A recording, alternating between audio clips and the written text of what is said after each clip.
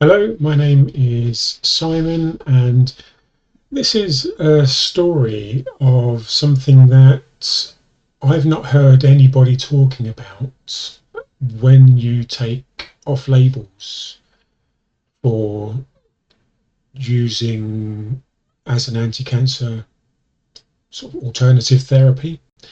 So this is not medical advice. This is not something that I'm recommending that anybody else should do. But this is my story of my diagnosis, what I was offered, what I did, the research that I did, the protocol that I'm on, and one of the major side effects that I had, which actually put me in hospital for 6 days, which I've not heard anybody else talk about. I've heard it spoken about in relation to, but I've never actually had anybody say that this was a possibility. And so I'm going to go through all of that, and I've chopped this up into smaller parts so that the videos aren't quite so long, because I tried doing it as one video and it turned quite long, and so I've actually restructured it a bit, so hopefully this will be a bit more easy to digest. So essentially, about a year ago, I was diagnosed with cancer. It came about because for more than half my life, I've had ulcerative colitis, at times poorly managed, other times much better. More recently, in the last 4 or 5 years, I was actually taking a drug. It was called tofacitinib, but it was an artificial JAK inhibitor, which was really, really working well for me. But last September, I got diagnosed with cancer. So it's stage 1 colorectal cancer. Found it really early. Obviously, that's great. Gives me time, if I need it, to research, make decisions.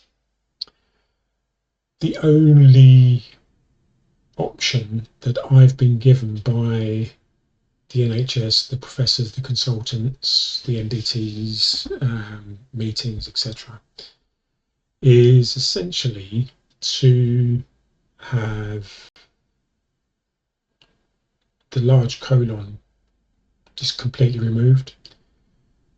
Then they create a stoma, and effectively it's the Barbie bum operation, which is obviously a massive life-changing operation. And when I looked to see if there were any alternatives, I came across metabolic therapy. So metabolictherapy.com is where we've started putting our research into the various supplements, and we will be adding off labels very soon. But when I started looking, that wasn't available. So I was having to do all of the research myself to figure out what to take, how to take it, if I wanted to use metabolic therapy as an alternative to basically getting a Barbie bum. And it took quite a long time. And I found a group called the Cancer Warriors in the early stages of my research, and that helped a lot. That got me on to Professor Seafried and Dominic D'Agostino, and since then I've also come across many, many other doctors talking about the various drugs and supplements off labels that can and are used for treating cancer holistically using metabolic therapy. So just to sort of show you what I was doing in the early days, let's minimize that. It was things like this. So this is a PubMed article, or sorry, NIH. Well, no, there's PubMed. Yeah, so it's the PMC articles on essentially the main off labels that I'm using. So I'm currently using, and again, this is not medical advice. This is not something that I'm advising people can or should do. You really do need to speak to your oncologist, do your own research, and find out what's right for you, because there are many different types of cancers and some of them do react in different ways. But ivermectin is obviously one of the off labels that I'm taking. It shows you here quite a lot of information about it. This isn't the only study about ivermectin. There are lots of them out there, depending on the different types of cancer that you might have. So I'm currently also taking abendazole and fenbendazole. And I mean, over the past year, more and more doctors are actually starting to talk about off labels, supplements, better health and well-being. There's all sorts of adjuncts to metabolic therapy that are being talked about. And just looking, sort of this, so Prostate Cancer Research Institute are talking about ivermectin, abendazole, and prostate cancer. You've got Dr. John Campbell, Dr. Swander. Let's go to page 2.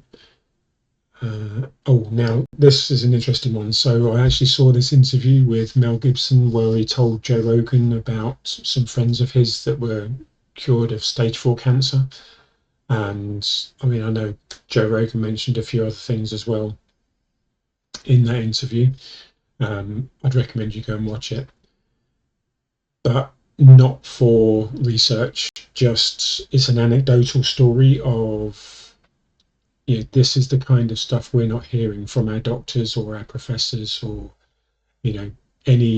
certainly nothing in the NHS is going to give you any of this. I mean, I won't go through these white papers in any sort of detail because Dr. Casey Peevler does a much better job of it. I mean, he is actually a doctor and he's talking about, he gets some amazing graphics. I mean, this one's not so great, but you can see, from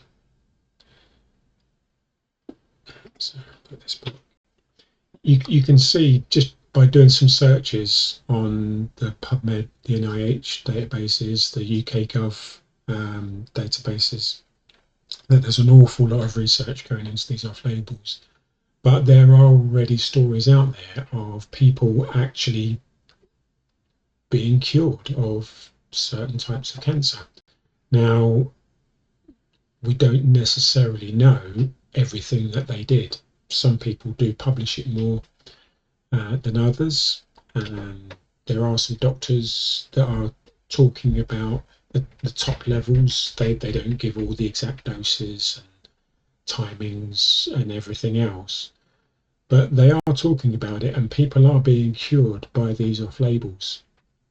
And I mean, all an off label essentially is where a drug was created for a particular purpose. So the ivermectin, fenbendazole, mebendazole, albendazole, all these various drugs that are in the kind of the mainstream of off labels, if you like, that people seem to be talking about the most.